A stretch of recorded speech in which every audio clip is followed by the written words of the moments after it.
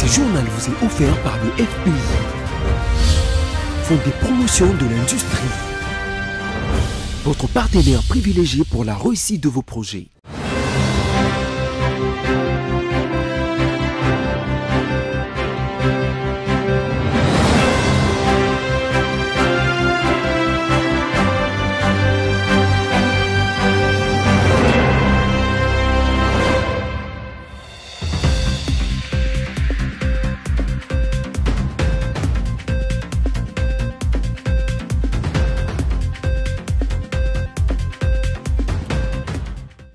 Mercredi 17 janvier 2024, mesdames, messieurs, bonsoir et bienvenue à la grande édition du journal dont voici tout de suite les grands titres. Jour pour jour, cela fait exactement 63 ans depuis que le tout premier ministre de la RDC, Patrice Emery Lumumba, a rendu l'âme. Le FARDC informe l'opinion congolaise qu'un militaire de la 2e classe a été tué et les 2 autres capturés par les forces de la défense du Rwanda. Le détail, c'est dans un instant. CAN 2023, les Léopards livrent aujourd'hui leur premier match. Quels sont les pronostics de Congolais rencontrés ce matin par la rédaction? La réponse tout de suite. 17 janvier 1961, 17 janvier 2024, jour pour jour, 63 ans que mourait Patrice Emery Lumumba, le tout premier ministre de la République démocratique du Congo après son accession à la souveraineté nationale et internationale. La rédaction de BC Télévision s'y est penchée pour vous dresser son historique dans ses commentaires de Roger Matadi. Patrice Emery Lumumba, né le 2 juillet 1925 à Onoloa, Congo belge, est mort, assassiné le 17 janvier 1961 au Katanga. Il est le premier ministre de la République démocratique du Congo, de juin à septembre 1960, sous les règnes de Joseph Kasavubu, l'une des principales figures de l'indépendance du Congo belge. En septembre 1954, il reçoit sa carte d'immatriculé réservé par l'administration belge à quelques éléments remarqués du pays. En 1955, il crée l'Association du personnel indigène de la colonie APIC et aura l'occasion de s'entretenir avec le roi Baudouin en voyage au Congo sur la situation sociale des Congolais. En 1956, il est jugé pour avoir détourné des fonds des comptes des chèques postaux de Stanleyville et condamné d'une année d'emprisonnement. Libéré par anticipation, il reprend ses activités politiques et devient directeur de vente d'une brasserie. Lors de la cérémonie d'accession à l'indépendance du pays, Patrice Emery Lumumba, qui a définitivement largué les libéraux et qui s'est entouré des conseillers étrangers de gauche, prononce un discours viril dénonçant les habits de la politique coloniale belge depuis 1885. Durci par l'expérience de son arrestation et face à la surenchère anti-belge d'une partie de la presse internationale, il prend les contre-pieds de la politique modérée de ses débits tels qu'on peut la découvrir dans son livre publié après sa mort. Il a en effet été assassiné par des responsables de l'État du Katanga avec la complicité de la sûreté de l'État belge, puissance coloniale du Congo, et des services secrets CIA des États-Unis. Patrice Emery Lumumba est considéré au Congo comme le premier héros national. Après plusieurs efforts fournis par ses enfants, finalement 61 ans après son assassinat, Patrice Emery Lumumba a pu être inhumé le 30 juin à Kinshasa, après la restitution par la Belgique 10 jours plus tôt de la don du père de l'indépendance congolaise. Et dans une interview lui accordée par la RFI ce mercredi 17 janvier 2024, Augustin Kabouya a renseigné compte tenu de la victoire de Félix-Antoine Tshisekedi que l'Union sacrée de la nation a très bien battu sa campagne et que le président réélu a mérité ses voix. Il a rajouté par ailleurs que si réellement les chefs de l'État avaient le pouvoir de faire proclamer les gens à la CENI, son propre directeur de cabinet n'allait pas échouer à la députation. On l'écoute. Le candidat numéro 20, je parle de son excellence Félix Tshisekedi, il était bien entouré. L'Union sacrée a battu une campagne d'encerclement. Quand vous regardez au nord de notre pays, tous les hommes influents de la politique congolaise étaient derrière le candidat numéro 20, son excellence Félix Tshisekedi. Quand vous allez au niveau de l'Est, c'était la même chose. À l'Ouest, au centre, n'en parlons même pas. Et je peux encore aller plus loin, même la façon de communiquer. Quand vous regardez la zone linguistique au niveau du Nord, les candidats numéro 20 avaient la facilité de communiquer. Quand vous allez à l'Ouest, il avait cette facilité de communiquer. À l'Est, c'était la même chose. Au centre, n'en parlons pas. C'est ça même le discours des tribalismes. Quand vous regardez le président de la République, comment est-ce que les institutions fonctionnent. Le Premier ministre est originaire du Katanga, le président du Sénat est originaire du Sud Kivu, le président de l'Assemblée nationale est originaire des Grands Bandundu, le directeur des cabinets du président de la République est originaire du Katanga. Et le chef d'état-major général de notre armée est du Katanga. Quand vous allez au niveau des services de sécurité, au niveau de l'agence nationale des renseignements, le chef de cette agence est originaire du Congo central. Mais il n'y a que les noms des Kassaïens qu'on présente partout. Est-ce qu'il y a un problème contre le peuple kassaïen ou bien c'est une histoire qu'on invente pour tromper l'opinion? Et entre-temps, le parti politique Alliance pour les Congolais progressistes dénonce la suspension de leur autorité morale Gentili Ngobila Mbaka au poste du gouverneur de la ville de Kinshasa. Ces derniers considèrent également que l'invalidation de leur candidat par la CENI est une injustice. Suivez. Déclaration politique de l'Alliance des Congolais progressistes en rapport avec la publication du résultat provisoire de législative nationale par la CENI. Nous dénonçons encore une fois la marginalisation et l'injustice que subit la CP. Cette marginalisation et injustice se manifeste par deux faits ci-après. 1. L'invalidation injuste et irrégulière de notre autorité morale, le camarade Gentili Ngobila Mbaka, de notre secrétaire général, le camarade Charles Mbutamutu, et d'autres cadres du parti. Alors que nous avons tous observé avec étonnement qu'un de 82 candidats invalidés, à la personne de Justin Kalumba Mwanangongo, de la circonscription électorale de Kassongo dans le Maniema, être proclamé élu. Il en est de même pour la circonscription électorale des Bomongo dans l'Équateur où les enquêtes sont en cours selon la CENI. 2. À l'issue des compilations de résultats de nos candidats, l'ACP est surpris des résultats proclamés dans les circonscriptions où son ancrage et le volume de ces résultats obtenus par ces candidats s'avère être d'une évidence irréfutable pour l'obtention des sièges. Il s'agit de la circonscription électorale des Kiri, où notre camarade a obtenu un suffrage largement confortable. De la circonscription électorale des Yumbi, où les camarades Mbanga Mazimi Sébastien Randolph a été largement plébiscité.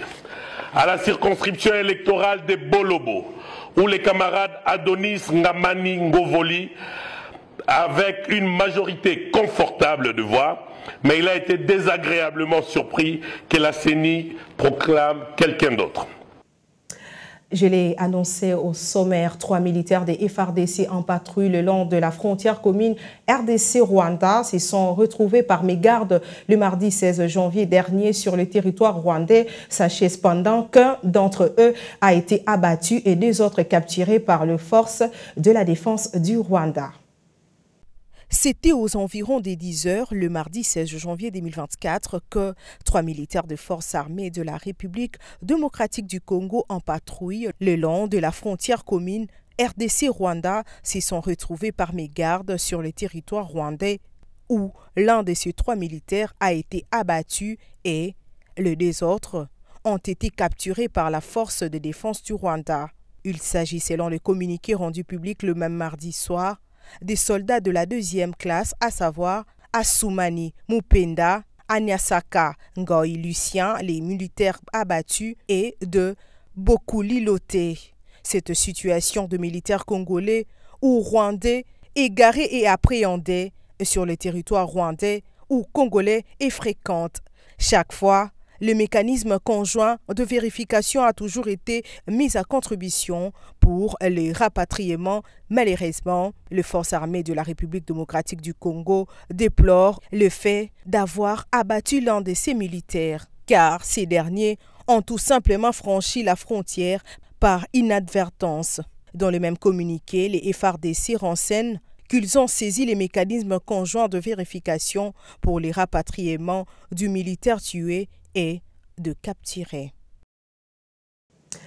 Les jeunes Wazalendo récupèrent de plus en plus les localités de la RDC prises en otage par le mouvement du M23. Le mardi 16 janvier 2024, ces jeunes volontaires ont récupéré la localité des Karouba entre les mains de rebelles du M23. Yves Maëlé. La localité des Karumba située dans la chefferie des Baoundé, dans les territoires de Massissi, dans la province du Nord Kivu, a été récupérée par le jeune Wazalendo. C'est le résultat des affrontements entre le rebelle du M23 appuyé par l'armée rwandaise et les jeunes Wazalendo dans la nuit du lundi 15 et toute la journée du mardi 16 janvier, a fait savoir la société civile locale. D'après cette source, ce mercredi 17 janvier, ces jeunes résistants consolident leur présence sur le lieu en procédant notamment au ratissage afin d'éviter une gifle surprise du M23. La notabilité du territoire de Massissi appelle les éléments de FARDC à travailler pour consolider cette victoire pour éviter qu'à nouveau cette localité soit prise en otage par les M23. La même source indique que les affrontements entre ce jeune Congolais et ce rebelle sont actuellement concentrés sur l'axe Moussaki. Plusieurs inciviques appelés communément Kuluna ont été arrêtés par la police nationale congolaise à l'issue d'un bouclage organisé dans plusieurs quartiers de Ngalema, Mongafula et Massina. Parmi ces présumés criminels figurent deux qui étaient recherchés pour avoir brûlé un bus Transco, rappelez-vous, le 7 janvier à Massina. C'est investi à se déployer toute cette semaine pour organiser des opérations spéciales qui consistent à traquer tous les jeunes délinquants communément appelés Kuluna. Et ça, c'est donc le fruit de ces différents traques. Nous les avons cherchés là où vous avez vu tout à l'heure. Les uns ont été appréhendés au camp 15 à Massina, les autres dans le littoral de Selembao entre Kanlouka et Selembao. Les autres ont été appréhendés au champ de tir vers Badiadine. Les autres aussi, on les a appréhendés à Pompage vers Brikine. Et ce n'est pas tout. Ça, c'est aujourd'hui. Demain, c'est encore un autre lot. Le but, c'est de retirer tous ces inciviques de la société. Tu peux avoir raison, mais je ne crois pas que ce soit des mêmes figures. Beaucoup d'entre eux sont en prison. Et ces gens aussi vont aller en prison. Ceux qu'on va arrêter demain iront en prison. C'est là leur place. Bref, ce sont des mauvais citoyens qui sont en train de couper les gens à la machette, de tuer les gens à la machette. Et voilà qu'on doit les rechercher pour les amener tout droit à qui de droit. On lance l'appel à la population quinoise de ne pas céder aux rumeurs. Le gombo est une plante très appréciée dans la partie occidentale du continent. Il est utilisé tant pour la cuisson que pour le bien-être, mais également pour ses propriétés médicinales. Dans cet élément, il s'agit de revenir sur ses bienfaits pour la santé, car c'est un légume très prisé en Afrique en général, mais plutôt particulièrement en République démocratique du Congo. Patricia Bomolo. On ne peut pas finir de se promener dans un marché ouest-africain ou encore un marché ici, dans la capitale congolaise, sans pour autant retrouver le gombo. Vous êtes pratiquement sûr de le voir de part et d'autre sur les étals. Bien qu'originaire d'Afrique, le gombo, dont le nom scientifique est le Abelmoschus esculentus, est cultivé dans presque tous les continents. S'il est associé à plusieurs plats africains de l'Ouest et du Centre, c'est plutôt l'Inde qui en est le premier producteur mondial avec 6 126 000 tonnes par an. Il est suivi du Nigeria qui produit annuellement 2 33 129 tonnes. Le Soudan complète le podium des plus grands producteurs de gombo avec une production annuelle de 304 712 tonnes. Le gombo est une plante dont les fruits sont consommés comme légumes, notamment en Afrique. Ce légume-fruit se décline en plusieurs variétés selon les régions. Elles peuvent différer selon la taille, les feuilles, les fleurs, les fruits et le grain. On retrouve par exemple les variétés à tiges courtes et celles à tiges hautes. Le premier ont un cycle de vie court, les fruits mûrissent après 3 mois, tandis que les variétés à tiges hautes ont un cycle de vie plus long, allant de 6 à 9 mois. Les fruits du gombo varient également selon la coloration qui peut aller du vert au rouge. Le gombo est riche en vitamines et minéraux. On peut retrouver des vitamines du groupe B, notamment la vitamine B2, B3, B6, B9, mais également la vitamine C. C'est une plante qui est riche en vitamine K. Pour ceux qui veulent perdre du poids, vous pouvez considérer le gombo comme un allié. En effet, sa faible teneur en lipides fait qu'il a un faible apport calorique. Le gombo joue un important rôle également dans le processus de digestion grâce aux fibres alimentaires qu'il contient. Au-delà de ses vertus nutritives, le gombo est également utilisé dans la médecine traditionnelle. Le gombo est beaucoup utilisé surtout pour le traitement de nodules dans la médecine traditionnelle. Selon les différents plats, le gombo peut être consommé bouilli, cru, en salade séchée ou même utilisé comme additif dans les soupes. Il est conseillé par ailleurs de ne pas trop laisser le gombo au soleil pour ceux qui le préfèrent sécher pour garder l'efficacité de certaines vitamines, surtout la vitamine C. Pour être en bonne santé, consommez au moins 5 fruits et 5 légumes par jour. Et en dehors de nos frontières, Israël et les Hamas en guerre dans la bande de Gaza sont parvenus à un accord pour faire entrer l'aide humanitaire destinée à la population du territoire palestinien assiégé et le médicament pour les otages israéliens, a annoncé le ministre qatari des Affaires étrangères. Comme chaque matin, ces Gazaouis patientent plusieurs heures en quête de nourriture. Faute de légumes ou de viande, ces volontaires préparent des rations de pâtes et de lentilles. Mais tous ne pourront pas être servis. J'arrive ici à 9h et je patiente jusqu'à midi pour avoir de la nourriture pour mes enfants. Mais il n'y en a pas toujours suffisamment pour tout le monde. Certains mangent, d'autres non. C'est difficile, très difficile.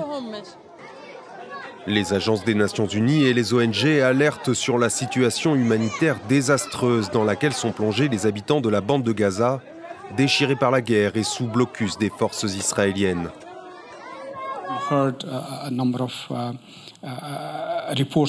Nos informations nous indiquent que la famine pourrait survenir.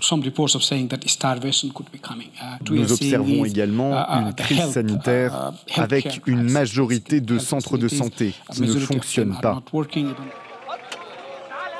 Faible lueur d'espoir, l'accord conclu ce mardi entre Israël et le Hamas, le premier du genre depuis la trêve de novembre dernier. Négocié par le Qatar et la France, il prévoit d'acheminer davantage d'aide humanitaire aux civils gazaouis, sans précision sur les quantités qui seront livrées. En échange, des médicaments seront acheminés à 45 otages blessés ou malades chroniques aux mains du Hamas pour les 3 prochains mois, selon la présidence française. Nous avons commencé à agir avec le Qatar pour, en effet, délivrer des médicaments dans la bande de Gaza. Et nous continuerons de le faire avec tous les partenaires de la région qui nous aident pour cette action humanitaire. Les médicaments destinés aux otages doivent être acheminés ce mercredi à Rafah via l'Égypte. Une première que Paris espère renouveler jusqu'à la libération des otages.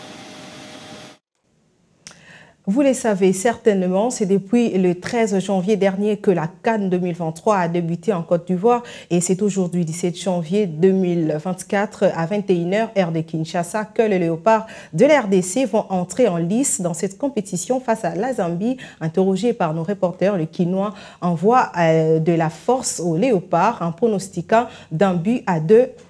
Regardez. Bon, en tout cas, compétition, en tout cas, tu as gagné 2-0. En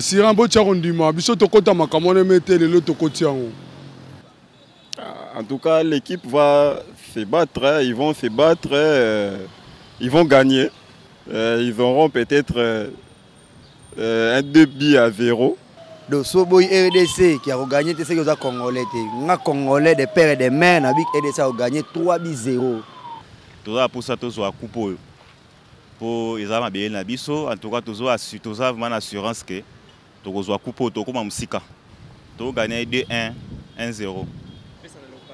Pour les léopards, on a fait ça 4 chances. Pour le match à l'élo et qui t'a ématabissé, tu as gagné 2-0. On en est au rappel de principaux titres.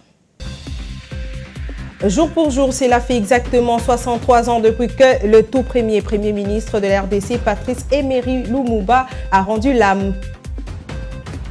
Les FARDC ont informé l'opinion congolaise qu'un militaire de la 2e classe a été tué et des autres capturés par les forces de défense du Rwanda.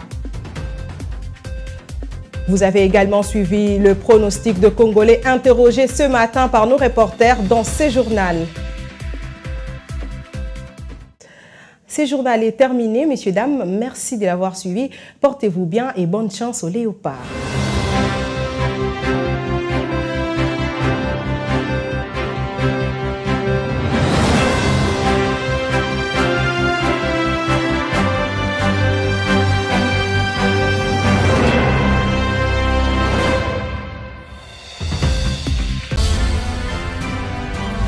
Ce journal vous a été offert par le FPI. Fonds des promotions de l'industrie. Votre partenaire privilégié pour la réussite de vos projets.